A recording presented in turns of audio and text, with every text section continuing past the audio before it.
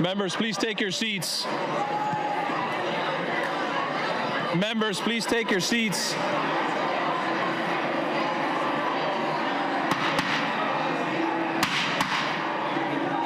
Members, please take your seats.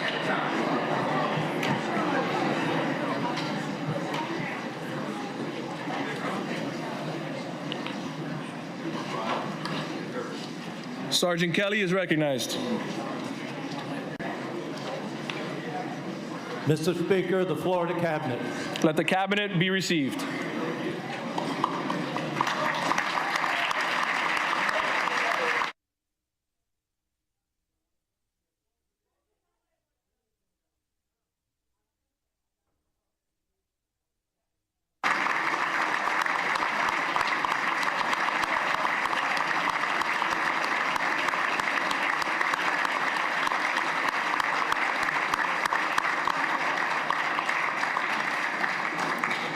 Sergeant Hosford is recognized. Mr. Speaker, the Supreme Court of Florida. Let the Supreme Court be received.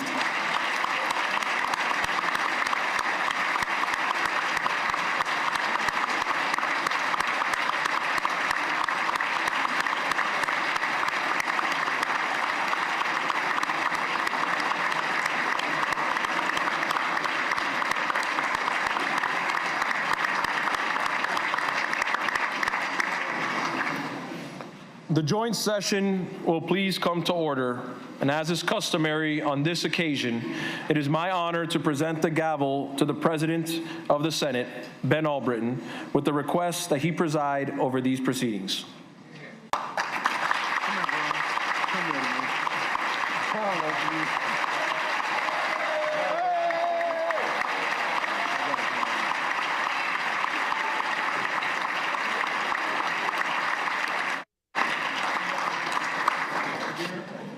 Thank you, Mr. Speaker. It's a huge honor, and I certainly appreciate it. The chair declares a quorum. The members and visitors in the gallery, please rise for the prayer. Today, the prayer will be offered by Representative Kim Daniels. Representative Daniels, if you would, approach the well.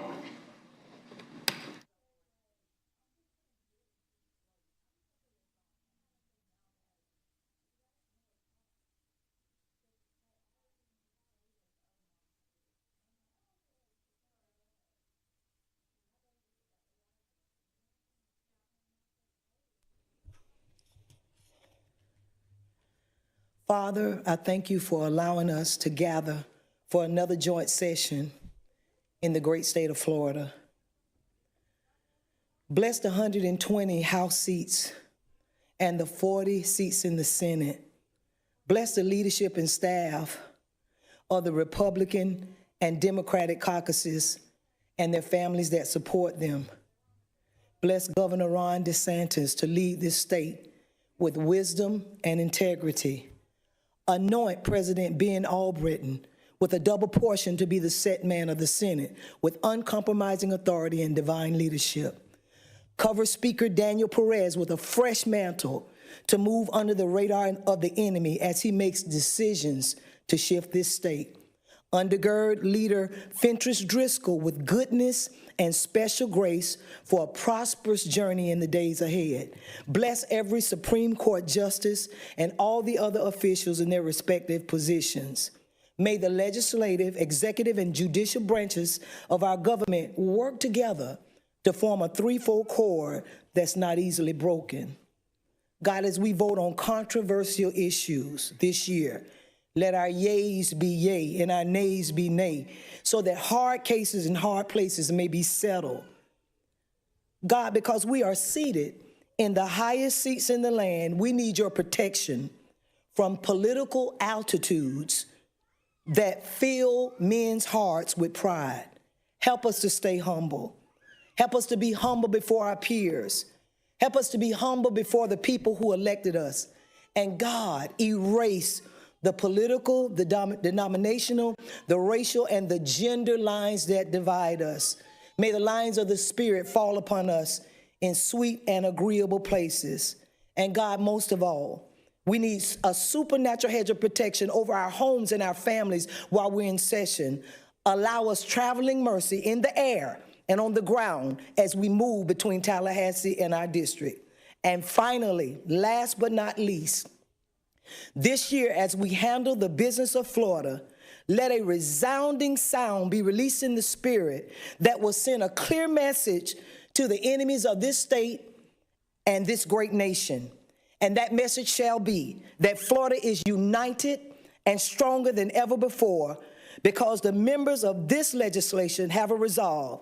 And that resolve is that the good of over 23 million Floridians is our priority.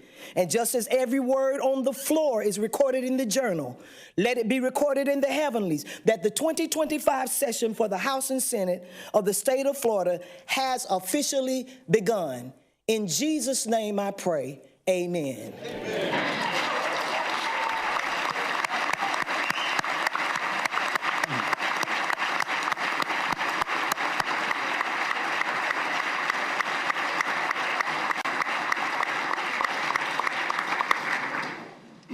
Praise God.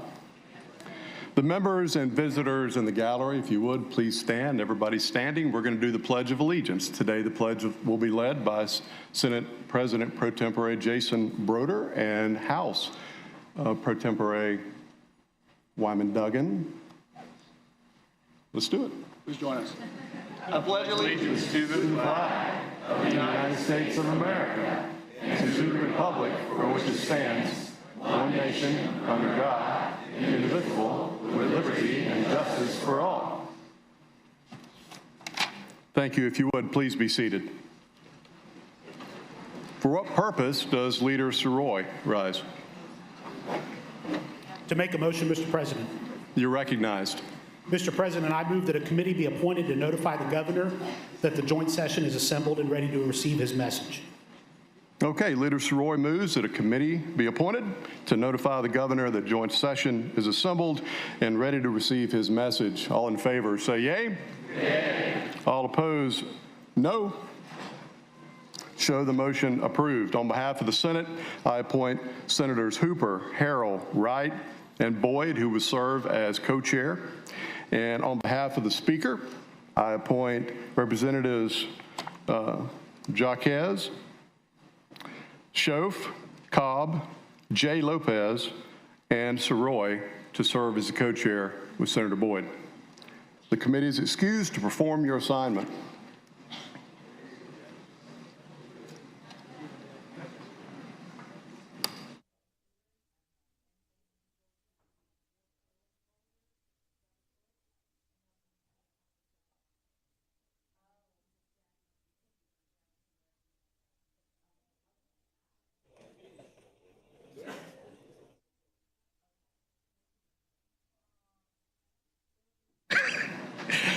It's my pleasure, thank you.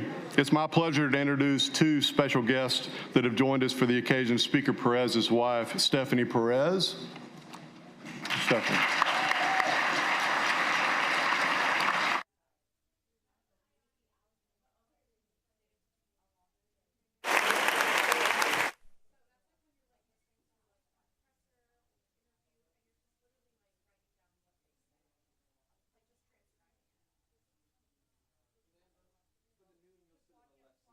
And my wife and soulmate, Missy.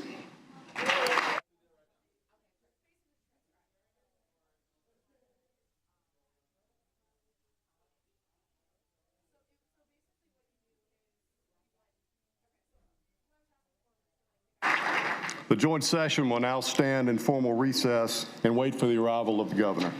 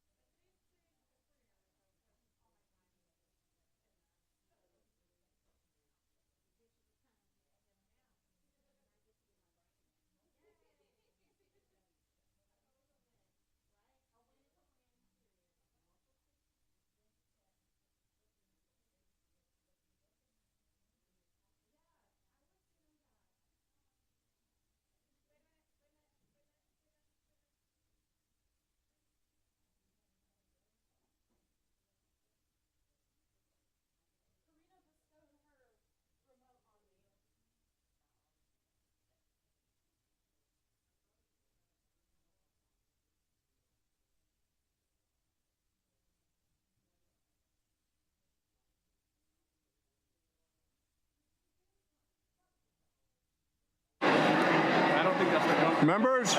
Members? Members? Hit that damn gavel. It's on. Hey, you gotta hit the gavel. That'll work? You got the speech up here for me? Sure. Thank you, sir. Members, if you would, take your seats.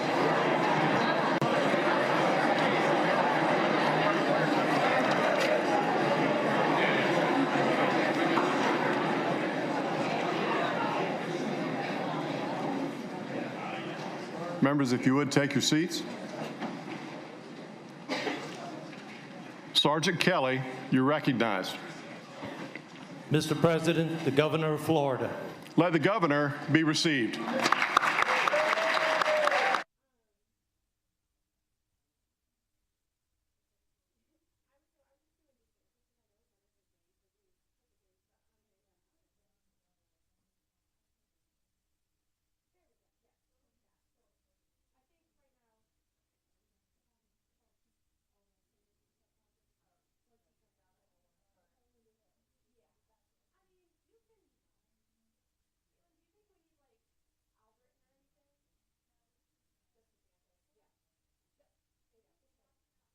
Members of the legislature, ladies and gentlemen, it is my privilege and honor to introduce to you the governor of the state of Florida, Ron DeSantis.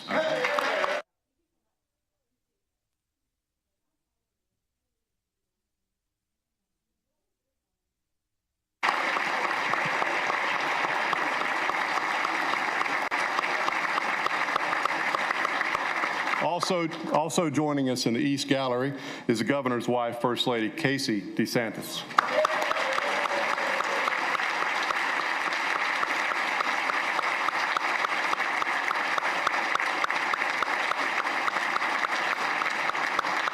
Thank you.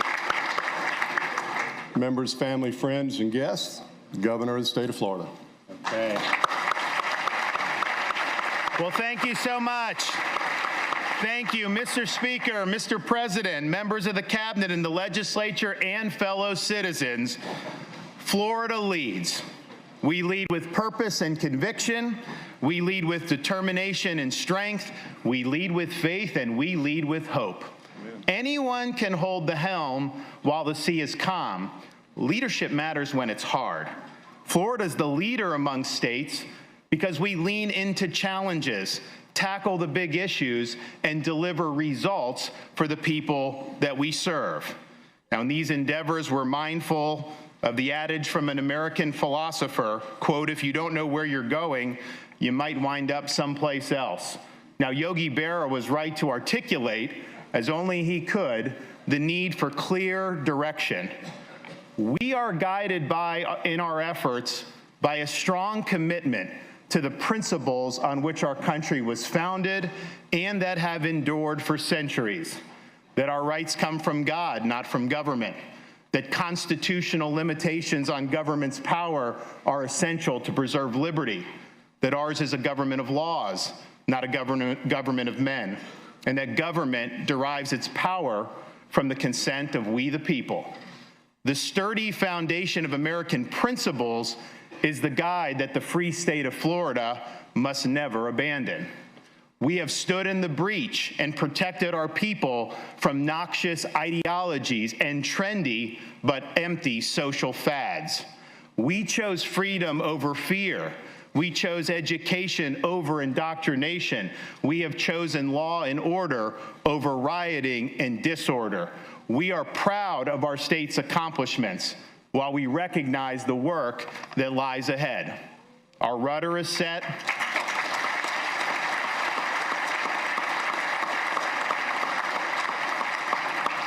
Our rudder is set. Our compass is in hand.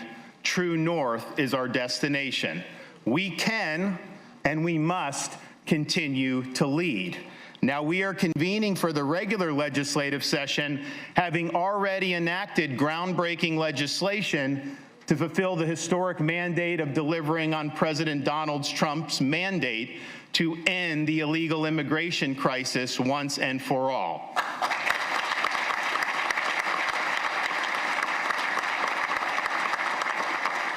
No state has done more, and no state did it sooner than we did in the free state of Florida.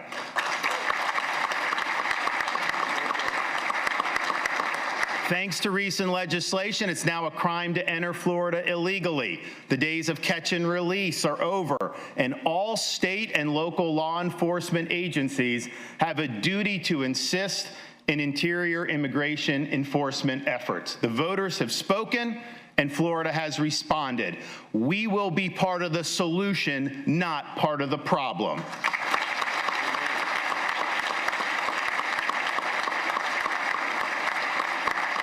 Now, joining us today are two great leaders in this effort, our newly minted immigration czar, Larry Keefe, and Brevard County Sheriff Wayne Ivey. Please wave to us. There's Wayne. There he is.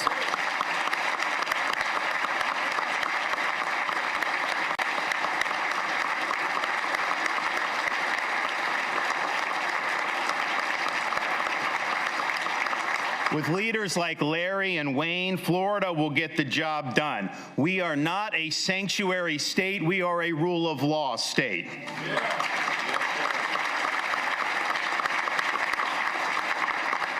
Now, Florida has also led the way in creating a strong economic environment. For the past 2 years, Florida's economy has ranked #1 in these United States. We rank #1 in entrepreneurship, #1 in new business formations, #1 in GDP growth amongst large states, and we have an unemployment rate that has been lower than the national average for more than 50 consecutive months straight.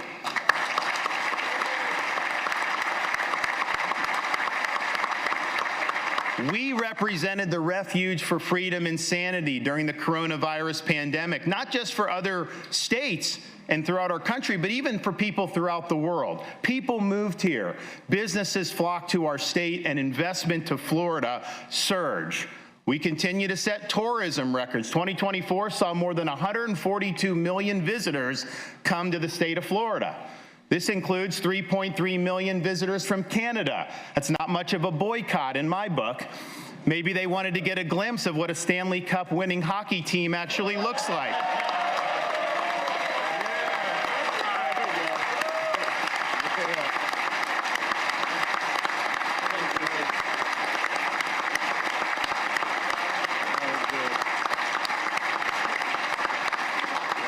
Now, the legislature in recent years has enacted historic reforms that have improved economic conditions and has addressed very difficult issues like insurance.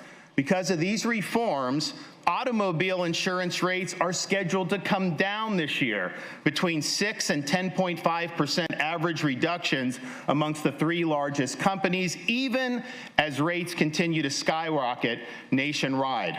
And our homeowners insurance market is seeing stability. 11 new companies have entered the market over the past year. 130,000 new private policies were put into effect in 2024. And last year, believe it or not, S&P Global rated Florida as having the lowest increases amongst all 50 states. We were also recently able to announce that in 2025, 73% of Citizens property insurance homeowners in Miami-Dade County are scheduled to receive a decrease on average of 6.3%. Now, the fact is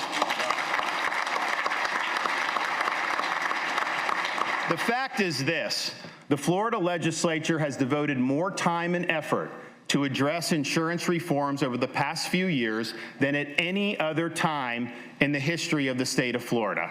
Those reductions in auto would not have happened without your reforms, and the stability that we saw in 2024 would not have happened without you taking action. And I hope that the legislature continues these efforts by providing funding for those on the My Safe Florida Home wait list. These are people that have been approved. These are folks that have already been approved. These grants have helped tens of thousands of Floridians harden their home, which has also in many instances led to rate relief. The program is a testament to the legislature's commitment to helping our homeowners. It has made a difference, and it can do so again.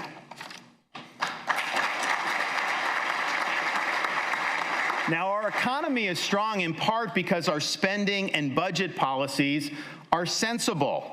We are actually spending less money in the current fiscal year than we did in the previous fiscal year. Where else in this country have they actually reduced spending?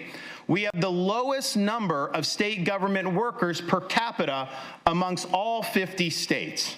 Over the past 6 years, we have more than tripled our state's rainy day fund.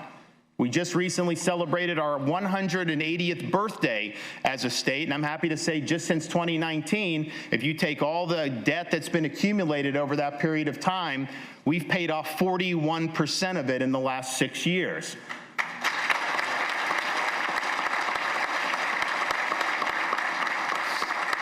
Our state has among the lowest per capita state debts in all of the United States of America. The share of Florida's debt for each Florida citizen is about $660. The share of the national debt for each U.S. citizen is north of $100,000 per U.S. citizen. Can the congressman in Washington, D.C. please take a page out of Florida's fiscal playbook for a change?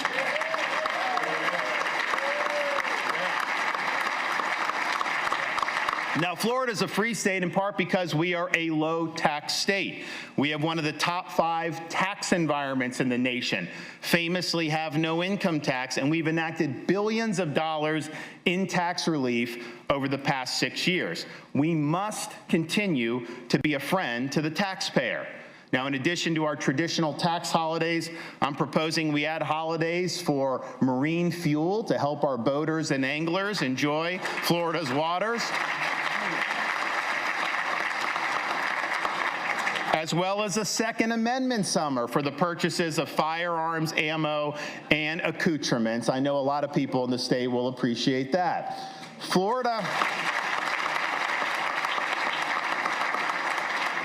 remains the only state in America to tax business rent. And while we've reduced the rate of the tax, it is time to eliminate it altogether.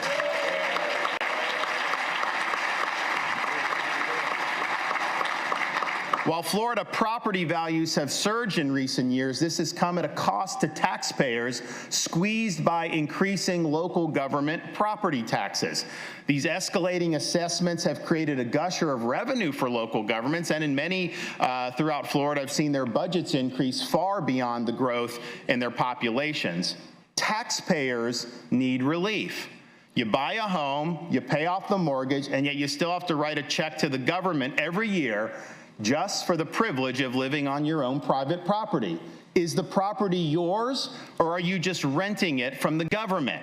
And I know members of the legislature are studying the issue in anticipation of formulating a proposal to place on the 2026 ballot so that we can provide constitutional protections for Florida homeowners. Please know you have my support in this endeavor. Oh, and one other thing. Don't anyone tell you we're going to seek to raise state taxes, because this body will not pass tax increases and this governor will not sign any tax increases.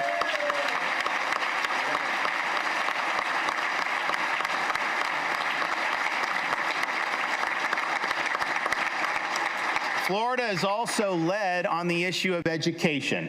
We've been ranked #1 in America for the past 2 years. We are the top state in America for school choice, and our school choice program has changed lives. Joining us today is Harley McCullough, whose son Thorne is a recipient of Florida's Family Empowerment Scholarship for Unique Abilities. Where are you at? There you go, wave. All right. Yes.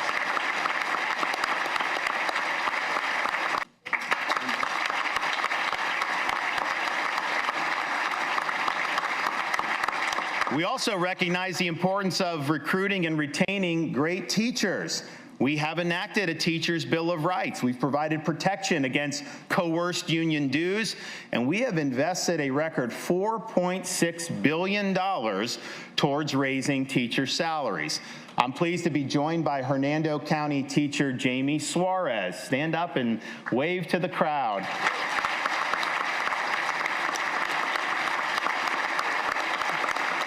Jamie is the Florida Teacher of the Year for 2024.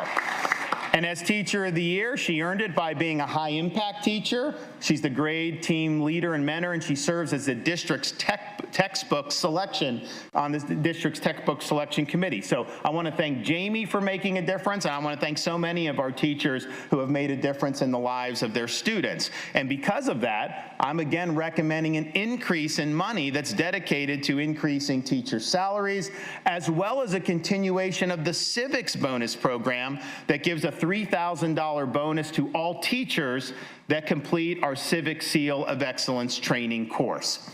Now,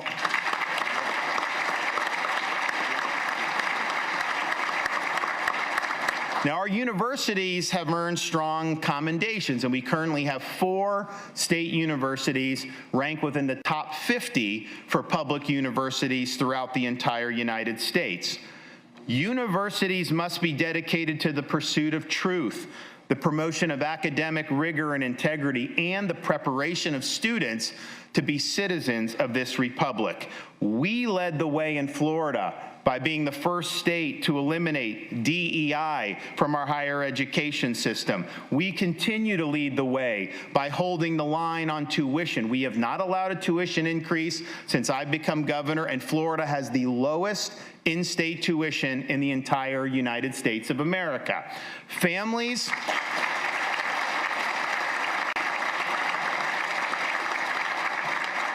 deserve state universities that provide education, not indoctrination. And that education must be attainable for students regardless of their family's financial status. And I'm happy to report that in both of these regards, we are delivering for the people of Florida. Florida is also led on some of the most intractable issues, ranging from substance abuse to child welfare. Hope Florida was designed by our First Lady, Casey DeSantis, to transform the way government agencies provided services to our fellow citizens in need. Rather than perpetuate dependence on a great society-style bureaucracy, Hope Florida seeks to use government to connect individuals and families to more than 5,600 faith-based, community, and private sector partners. Ginger Falk is with us here, and she illustrates Hope Florida's impact. Stand up and wave and say hello.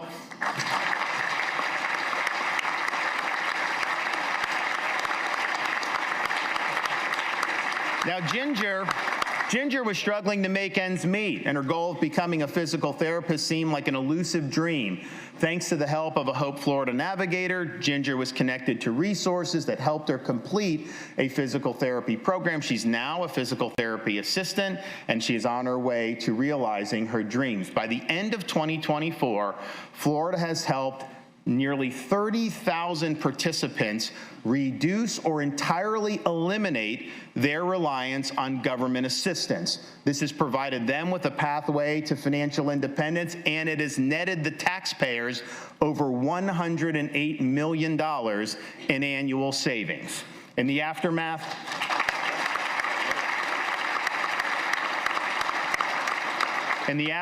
of Hurricanes Debbie, Helene, and Milton, Activate Hope, the emergency relief arm of Hope Florida, helped over 57,000 Floridians with essential supplies and provided more than 33,000 with referrals to overcome disaster-related hardships.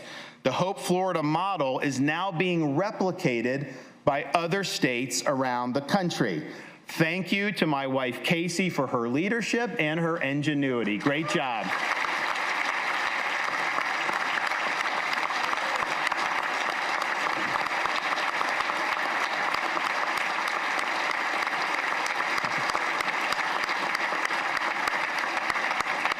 We are fortunate to live in a naturally beautiful state. We promised 6 years ago to leave Florida to God better than we found it, and we're doing just that. The Florida Wildlife Corridor, established in 2021, now spans 18 million acres, with 10 million acres already protected. Last year, we directed the Florida Department of Transportation to enhance connectivity within the corridor. Since 2019, we've approved over $129 million for 38 crossings, ensuring safer passage for species like the famed Florida panther. We've also shattered records for state support, for Everglades restoration, for water quality improvements, and for beach renourishment. While our efforts have been strong, the federal government has lagged in its responsibilities regarding Everglades restoration. But I'm happy to report that the Trump administration is receptive to block granting money to us so that we can complete these needed projects like the EAA reservoir ourselves. One thing I've learned, Florida time is a lot faster than Army Corps of Engineers time. You're dead right. You're dead right. Yes, sir.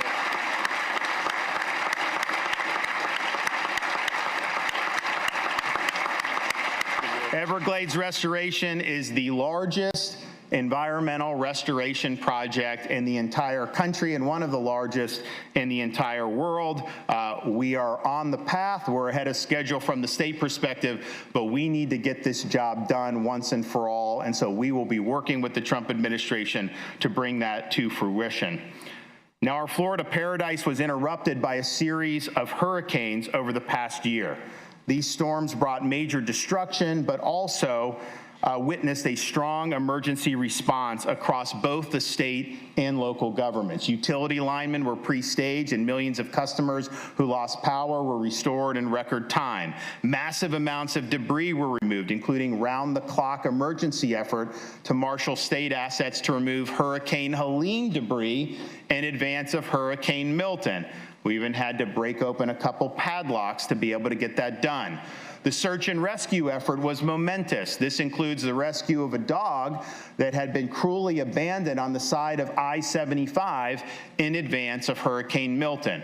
Florida Highway Patrol Trooper Orlando Morales rescued the dog as water was rising to the dog's neck. The dog has been renamed Trooper and is now in a safe and loving home. Trooper Morales, stand up because we would like to thank you for rescuing that great dog.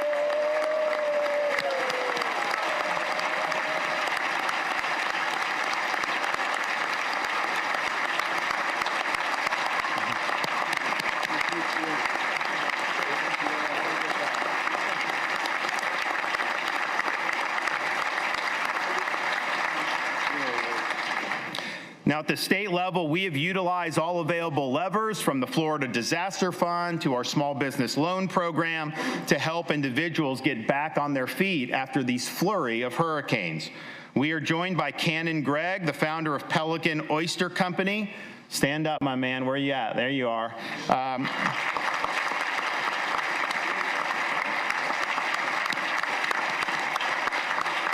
Now, his farm was devastated by Hurricane Michael back in 2018. Of course, he rebuilt and then got hit by Hurricanes Helene and Milton. He will be a recipient of grant funds to support rebuilding efforts and to get his business back to normal. The recovery efforts after major hurricanes persist long after the cameras leave. I know more needs to be done, and you can count on me to be supportive of future legislative efforts to help with these important recoveries. Now, we know we have some important issues to address. We saw the petition fraud that took place with the amendments 3 and 4, but particularly Amendment 4. We saw how that constitutional amendment process was perverted.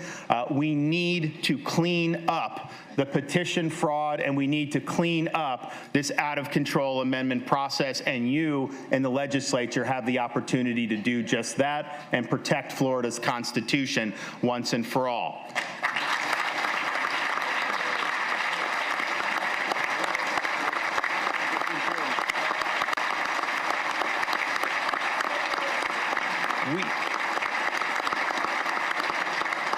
We've also had many discussions about condominium reform, and I know there was efforts to be made after the tragedy at Surfside in 2021. Those were all very well-intentioned efforts, and I think probably have done a lot of good, but in some instances, it's putting people in a very difficult financial pickle.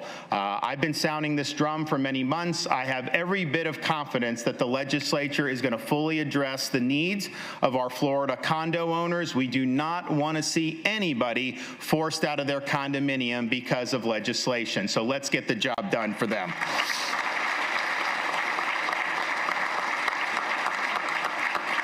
Now, the free state of Florida has not exactly led the way on protecting Second Amendment rights. We have some of the more weak laws on the country compared to our other states who consider themselves conservative. I would ask you to protect people's Second Amendment rights. Look back in instances where legislation may have been passed in recent years, such as shifting the burden on red flag laws, such as taking away the rights of young adults to be able to purchase firearms, such as limiting somebody's ability to both keep and to bear arms, as our Constitution does.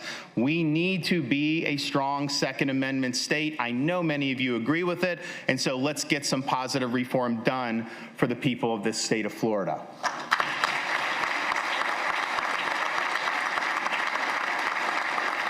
Now, before I conclude, I'd be remiss if I didn't remind everybody of some of the accomplishments that together we have achieved over these past 6 years. We banned China from purchasing land in the state of Florida. We enacted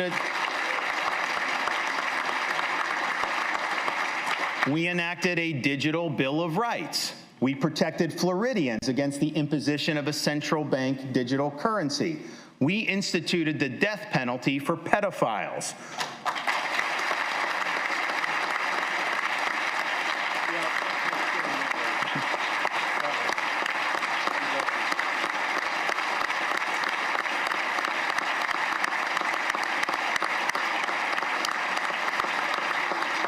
We created a program to accelerate the repayment of state debt, and we've saved hundreds of millions of dollars in interest costs as a result.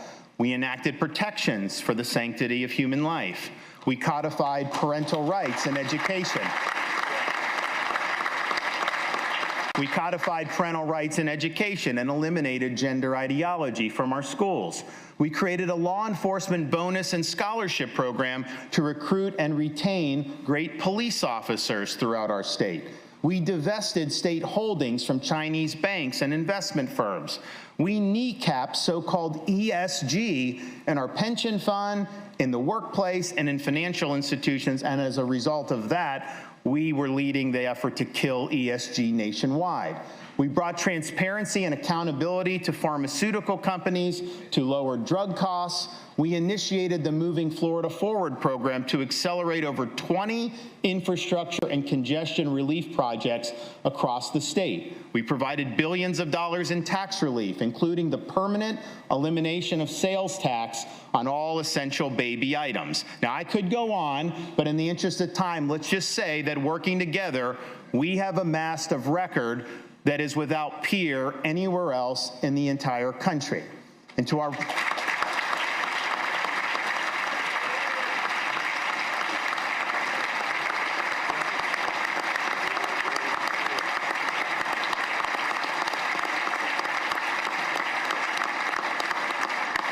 To our presiding officers, Speaker Perez and President Albritton, I look forward to working together to advance our shared goals. Now, Speaker Perez represents the busy, fast-paced, modern Miami, the gateway of the Americas, a unique place, not just in our state, but in our country. President Albritton represents the Florida heartland, sometimes overlooked, not by me, but by some, but that has served as the backbone of our state for generations. While coming from different backgrounds, these leaders have a strong desire to make Florida a better place. I congratulate them on earning the opportunity to lead their respective chambers, and I look forward to the days ahead.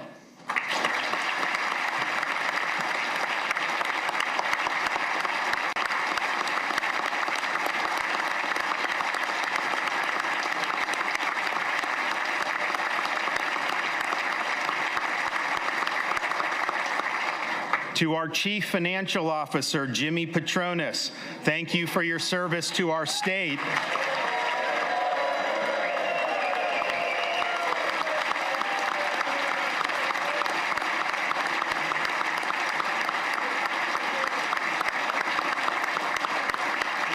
Thank you for your service to our state as you prepare to get called up to the big leagues to serve in the U.S. Congress. My advice is to stay true to the Northwest Florida values that you've lived your life by and don't catch Potomac fever. Oh, and if you can teach them up in Congress to handle the budget like we do down there, then you'll be doing this country a very valuable service.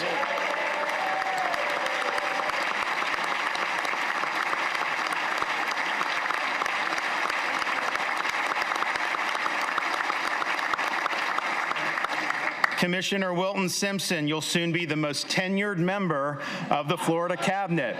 I will say your department has made significant improvements since you've taken over from your predecessor.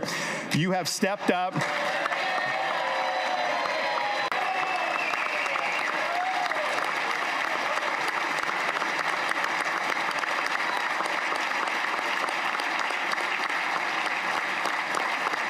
You have stepped up as part of our state's new immigration board to assist in the state's effort to combat illegal immigration. Your department has already done great work, and I thank you for doing that. We have a new Attorney General, James Uthmeyer, who is...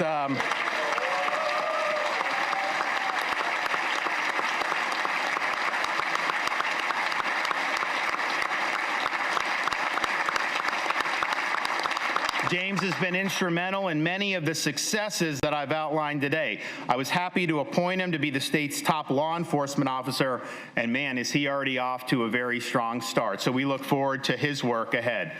Now, to the members of the legislature, you're entrusted by your constituents to exercise sound judgment on their behalf. You have been more productive than any legislature in America over the past 6 years, and you should be proud of that work, and you should be proud of your willingness to serve.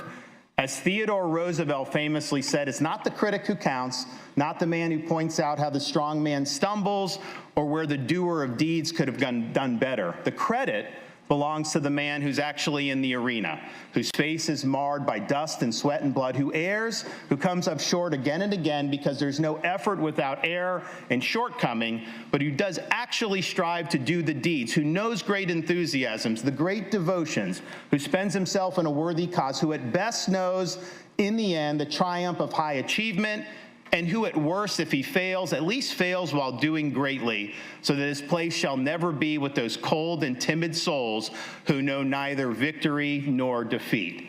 My friends, we have great opportunities over the next 60 days. The people of Florida are watching. Let's work together to solidify our successes and address the challenges before us. Our voyage is not yet complete, but our goal is to one day say, in the words of Walt Whitman, oh Captain, our fearful trip is done. The ship has weathered every rack. The prize we sought is won. Good luck, and God bless you all. Thank you. Thank you.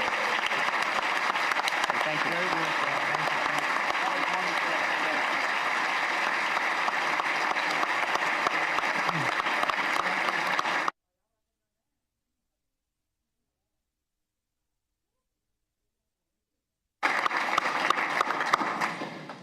The escort committee will please come forward to the rostrum and escort the governor from the chamber.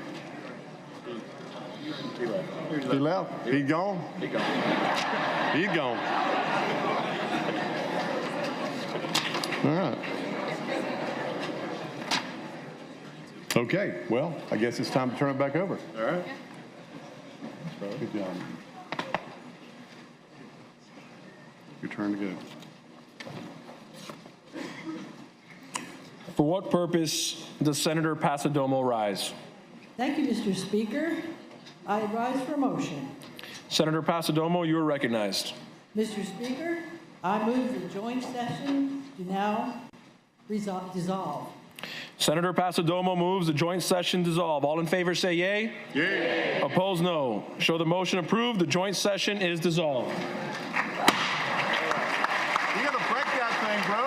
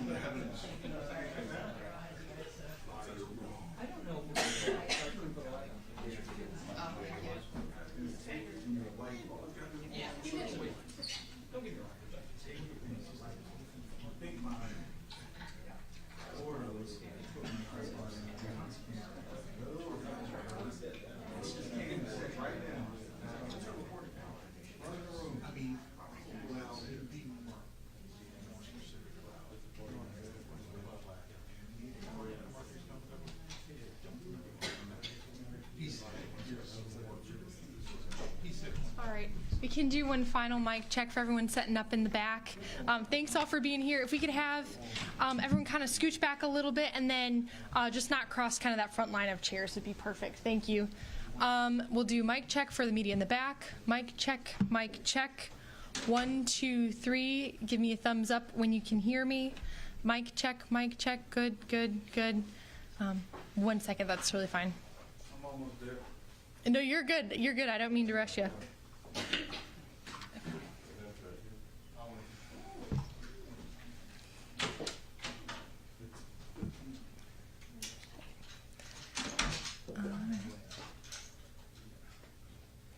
All right, mic check, mic check. 1, 2, 3. Mic check. 1, 2. Okay, nice, nice, nice. Mic check, mic check.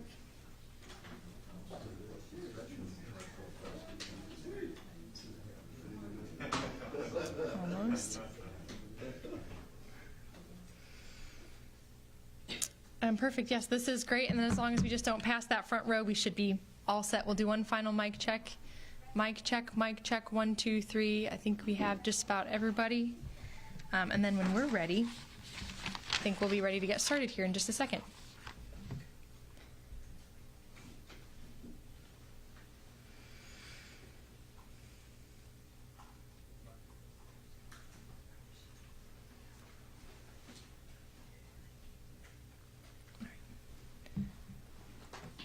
Ready?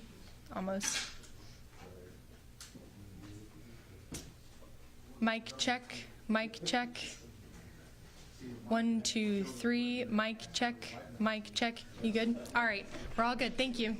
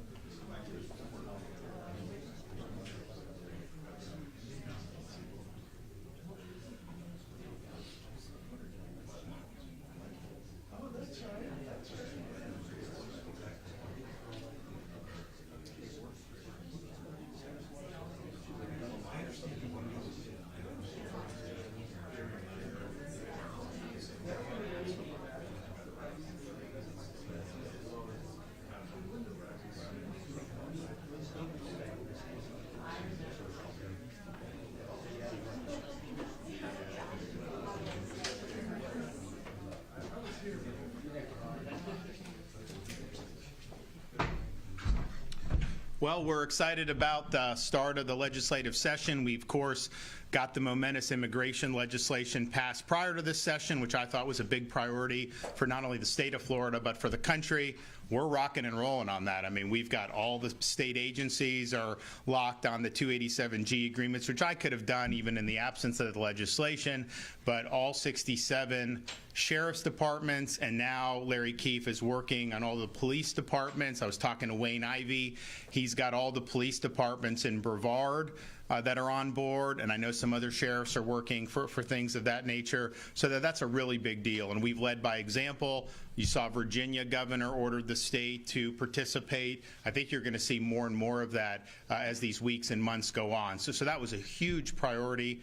We're glad that we were able to get that done, and we've been off to the races, and we've gone so much faster than any other state. I did mention some other issues that we hopefully will be able to address, the petition reform, the condos issues. Those are two things that pretty much everyone agrees needs to see some action. I've been hands off on the condo. We solicited a lot of information over the last many months. We've provided a number of different feedback items. I know the Senate has done some stuff, but the reality is this is going to continue to be an issue until it's addressed. And I trust that they're going to do it. We obviously wanted to do it a couple months ago, but as long as it gets done, I think that'll make a big difference. And both leaders have indicated they want to do the overhaul of the petition process and how those amendments have worked and not worked very well. And I really think that that's something that's important. So I look forward to seeing that, as well as many other great things that will likely come up down the pike. Okay, any questions? Yes. Governor, I'm curious what you think about the House Speaker's call for basically an investigation of insurers. You mentioned how the market is stabilized, but he's saying that he's worried that they may have been collecting profits and saying it was a crisis. Well, I think I think that there was a report about 2017 to 2019, and there were parts of the insurance, the way it worked, that were not even subject to oversight. But the reforms in 22, now that's all subject to oversight. So I'm not sure whether there's examples of that since then that OIR has not done. I know that they look at the books very closely. If there's things that need to be done to be able to make sure that we have transparency and appropriate oversight, I'm all for it. What I am not going to support is opening up the litigation floodgates. The fact is our markets were being driven into the ground because of excessive litigation. We had 78% of all litigation costs nationwide with 8% of the claims. What killed me on the statistics is most of the litigation was Dade, Broward, and Palm Beach. They haven't been hit by hurricanes in the last 10 years, maybe a little in Dade and Irma, but Broward and Palm Beach haven't all, and yet they have all this. Why? Because it became a cottage industry. So if you want to have situations where lawyers will get hundreds of thousands and the policyholder will get 40 or 50,000, just know you are going to destabilize the market and you are going to see things spiral. And just think about where we are. This is not easy to do, but you have major hurricanes. We had 3 significant storms, right? And 5 years ago, people would have said if that happened that the whole markets would just collapse. No one's saying that now. So far, the rates that have been filed with the Office of Insurance Regulation are 2%, 8.2, 0.8%, 1% increases. That's a sign of stability. So I think folks have entered our market, unlike California, some other states where they're fleeing the market. And what they want to know is that this business environment is going to be stable in the state of Florida. And I know I've spoken with members of the Senate. This is going to be stable in Florida. Like what has been done is going to remain. If there are things that we need to do on a regulatory front, I mean, I'm open to that. I'm also open to other ideas. I mean, for example, I know there's an idea to surge DOA judges to hurricane areas so that we can get rapid adjudication of claims. I think that sounds great to me. I'm all about doing that. But what we can't do is do litigation bonanza. That was something that needed to be done. You would not have had reduction in auto insurance. GEICO would not be reducing by 10.5% if you didn't do the litigation reform. Car insurance is spiking nationwide. We don't have the best driving in Florida, and yet they're doing. The reduction is solely because of the litigation reform, and that's just the nature of it. But I will say what was pointed out in those comments, I think based on the report, the legislature has addressed that specific issue with oversight now. So all that is subject to oversight, and I know if there's anything that can be done, OIR has been willing to hold people accountable. You want to put on the ballot on property taxes for next year? We're going to work that out. I mean, what I said in my comments was you got to get 60%. So I want to get as bold of relief for taxpayers as possible. We are going to be, the legislature is going to be studying different aspects of it. One of the things that I announced that we're looking for is give us a period of time, a year, year and a half, to be able to doge local governments. Realistically, we got to do this probably within the next 6 months to be able to shine some light on how that's. Now, I do have some authority under current statutes to get certain information about financial management. It's not probably what you would need to do a full doge. But I think what people see is these budgets have gone up dramatically, way, way in excess of the population increases. And look, some of it's inflation. I mean, we've seen that in Florida. We've had big population spike, big inflation, and even though our budget's been stable the last couple years, it's higher than it was 6 or 8 years ago, partially just because of that. But we need to show that. And then I think we're going to be at a great spot to say, okay, what can we get on the ballot? What can get past the legislature to get on the ballot? And then what can we marshal 60% of the electorate? As you know, we can't just cut property taxes through the state legislature because of the constitutional foundations of vesting that in local government. But the reality is twofold. One, you have people who are just living their lives. They bought a house 10 years ago, and now someone's telling them it's worth $1 million, and they got to pony up more money to the government. And our homestead exemption is not adequate. It is not adequate to protect taxpayers against that. So people are really getting pinched, and that's a huge, huge problem. And then you just have the overall philosophical point of, is it private property or not? Because if they can just keep taxing you when you own the home, own the land, free and clear, and they're just taxing you, then really you're paying rent to the government. And I think a lot of people think that that's wrong. So there will be something that we'll work on over these next many months, look to put it on the next legislative session, not this one. And realistically, it's going to go on 26 ballot anyways. So we're going to do that. And I know people want relief. And this is things, I don't like do polling or anything, but it's like when you just are out and about and people come up to you like at a gas station or something, oh yeah, the property taxes, we need relief. Like, people really do need this. And that's the one thing we control. We can't, all the price increases you've seen on groceries, on all these other things, the government ultimately can't, we can't set price control, say, okay, we're going to say eggs are $1 a dozen. Like, if I could do that, I would. That's just not the way it works. But the taxes, that's solely in control of government, and we, the people, to be able to decide how that's going. So I'm excited about the prospect of providing relief. We've done a lot of tax relief in Florida. Billions of dollars worth of relief over the last 6 years. It's meaningful. We're going to do more. I think the legislature's of the mindset we've reduced the business rent tax. We're the only state in the country that does it. Let's just eliminate it. I think they probably are receptive to that. And so that's all great. But this property tax is hitting people, and it's tough. Is this year for constitutional carry? What's that? Constitutional carry? Do you think it gets through this year? So I am support. So it's kind of some of it's semantics. So the constitutional carry was what they called was signed by me in 2023, which was permitless concealed carry, which is actually the more important of the two. There's more states that allow open carry than allow concealed carry because it's just viewed if you know somebody has a firearm, they're quote less of a threat or a menace. If it's concealed, then you don't know. So it's always been people are more careful on concealed, or legislatures have been, than on open. So it's kind of an anomaly that we have permitless concealed, which I support, but do not allow open. And we're one of, I think, 4 states, California, Illinois, New York, and Florida, that doesn't do it. And I hear the arguments against it, but we know that's not true because we see other states that have laws that respect that. So I'm for it. I've always been for it. And here's what I know. If you talk to most gun owners, very few gun owners will actually open carry. They just want to know that they can. It's a constitutional right, and they want to know they can exercise their constitutional right. So I'm for open carry.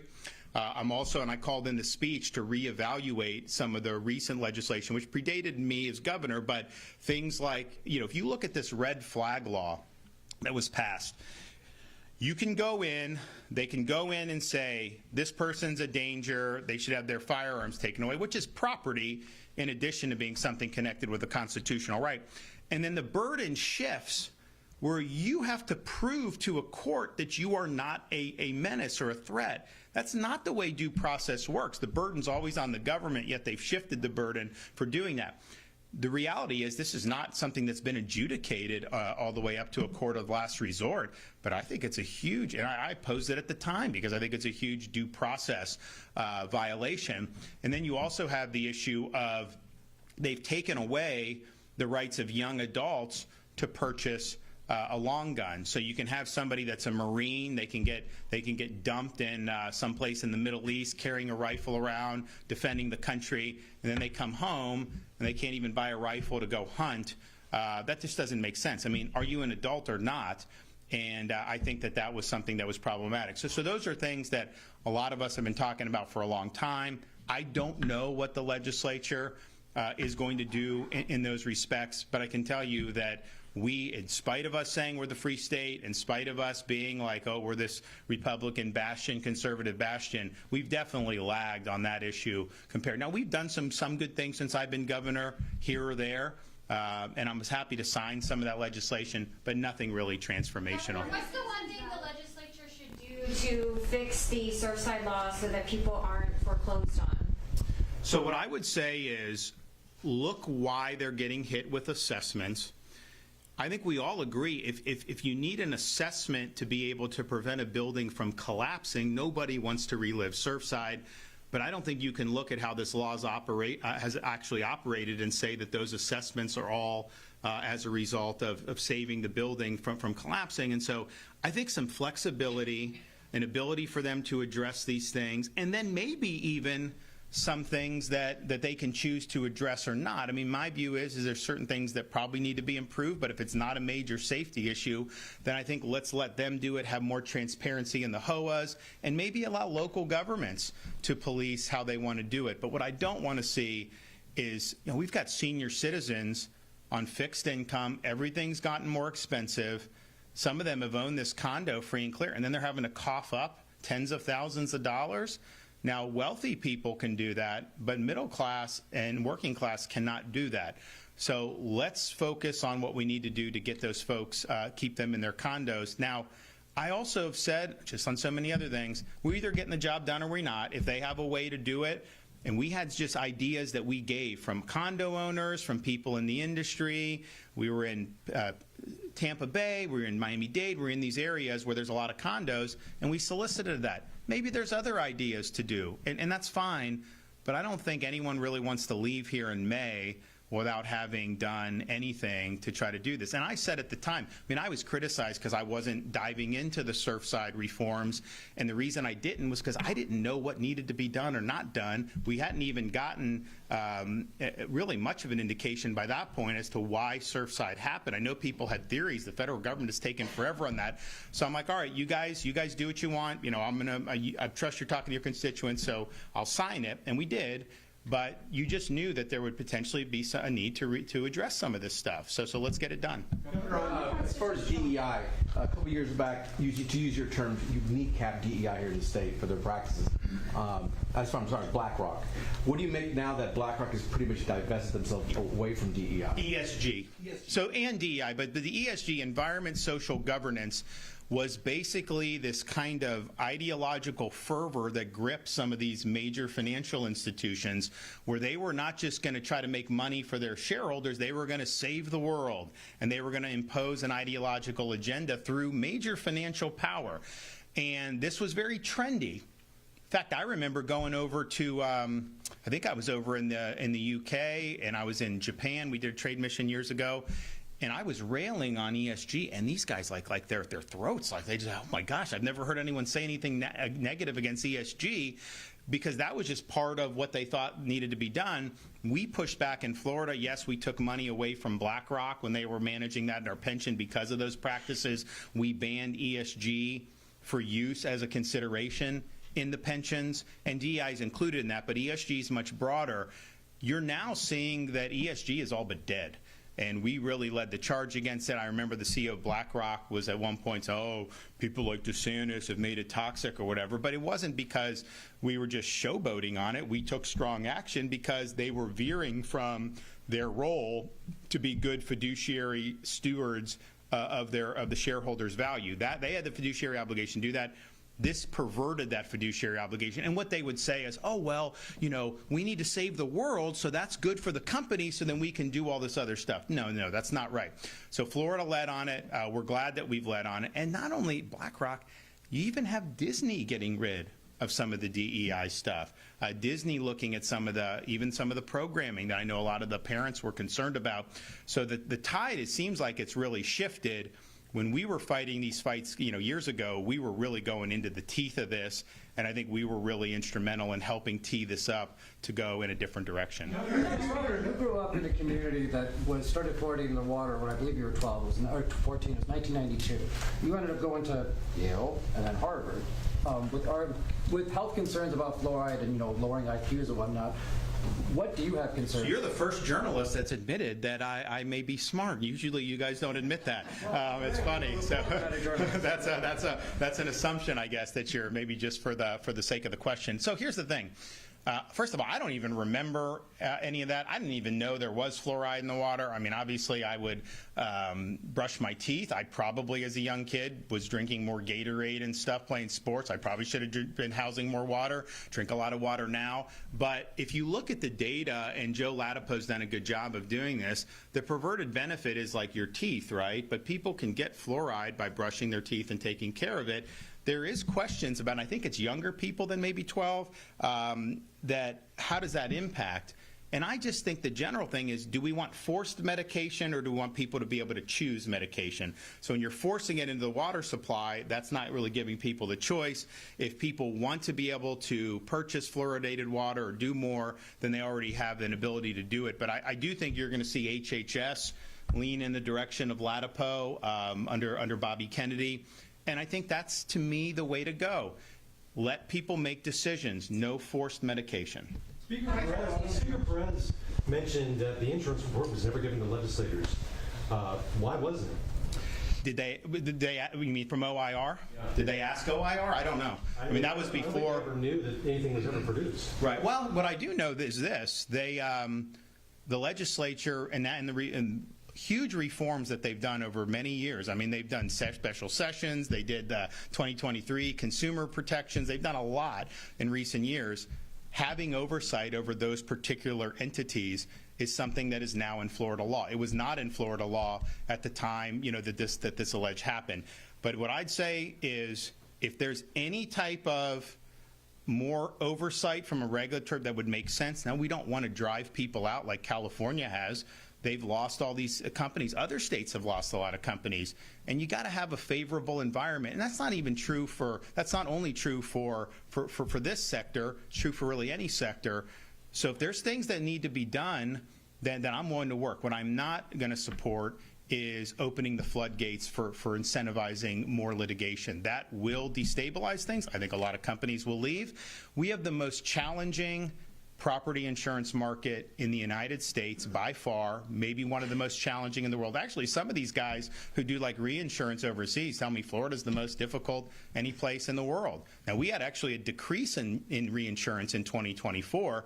Inflation didn't go down. There was a decrease, and a lot of it was because of the litigation reforms, the stability that you had, a little bit more certainty. Because I think when we had Irma and we had Michael, initially people said, oh, we think the market is going to be fine. And then what happened, I think, was, 2-3 years down the road, you still had new claims filed, lawsuits filed, and the costs escalated, and then some of these companies went under. We've now had it to where it's more transparent. There's not an incentivization to litigate to where you get the attorney's fees if you win, but if you lose and file a bad case, the other side doesn't get it. If we want to go to loser pays, I would do that across the board, but it would need to be both sides would pay if they lose. Auto insurance, you mentioned auto insurance rates during your speech that they've gone down. There is a bill has popped up over in the House about revisiting PIP insurance and overhauling that again. You vetoed a previous effort. I just didn't know if you had any thoughts on that. So I don't know what it's going to look like. That bill that I did, I looked at. there was analysis done, and I think it was the Pinnacle study that I think convincingly said you were going to see a spike in rates. And so did we want to see a spike in rates because of a reform? And I think when you're doing that, you're mandating the people to have additional coverages, which, you know, you could argue as a policy matter, but I don't see how you can say it's going to be cheaper to have more robust coverage mandated on people. And so that's the concern of me. I don't want to do things that are going to raise rates. If they have a reform where we can show that it's going to lower rates, that's fine. But let's just be clear. I mean, you know, we know that's something that people from the legal and the trial bar have wanted to do. And so why would they want to do that? Well, obviously, they see that there's opportunities for them to make money off of it. I mean, that's just, I think, goes without saying. So I don't want to do anything that's going to raise the rates. The only reason the rates went down, because, you know, I've asked some of these guys, you know, we were at the Army-Navy game, and I was talking to some of the guys at USAA. And, you know, look, we've been USAA members for a long time. And I think it's great. And First Lady lost a car years ago in a storm. We literally put in the claim. Some guy shows up 48 hours later and just cuts us a check. And I'd never seen anything like it. And I always remind them, I was like, I'll be a customer for life because you guys didn't play games. You did it, and you did. So, like, I have confidence in USA just as a veteran and having done that. And so I'm talking to these guys. I'm like, why is auto insurance going up so much more than even other things in inflation? Because if you looked at 2024 inflation print year over year, I think auto insurance nationwide went up like 20 to 22%, more than food, more than all these other things. And basically they said, well, cars are more like computers now. Used to be you'd have a car, you know how to fix a bumper. Now there's sensors, there's all these things. And so when there's accidents, the cost of fixing that just gets higher. And so it drives rates up. Then you have overall inflation, you have other things. So that has been happening everywhere. And then in Florida, we have challenges with you know, how the culture of driving is. I mean, I was telling people when we had the snowstorm, now North Florida may be a little bit better than South Florida for driving. But, like, I was afraid everyone's going to be peeling out on this ice and stuff, and we were plowing it, and I think it ended up working out okay. But you have that situation, and so the only reason Geico has announced a 10.5% average reduction, the only reason State Farm has announced a 6% on average, the only reason Progressive has announced 8% reduction, the only reason is the litigation reform and the legal reform. And we were an anomaly amongst most states. Now we have something that's just more stable. So that's just something that's really, really important. And I wish, I mean, look, if there was legislation we could sign, like, you know, I can charge you, you know, $10 a month for auto insurance or whatever. And if that could work, I mean, I would do it. But we know that's not how these markets work. So you have to have predictability. You have to have a good environment. And the fact that we had, I mean, just think of where we are now. 3 storms. And I'm not seeing any indication that there's some type of collapse imminent in the markets. I think people would have predicted that 3 or 4 years ago, and yet you kind of say, okay, we're going to do business, we're going to keep doing that. So the only reason that is because there's more stability, there's more predictability. So let's not do things that are going to cause problems. I understand there's different interest groups, but that's just the nature of it. So thanks, everybody, for coming today. I want to thank the legislature for their hard work thus far with the immigration. We got there. It wasn't necessarily a straight shot, but we got there, and we're leading the country on that. So let's continue to lead on all these other issues. Thank you. Keep achieving DC with that. All right, folks, thanks a lot. Like I said, I'll send out a speech transcript following this on our press release method. Anybody else?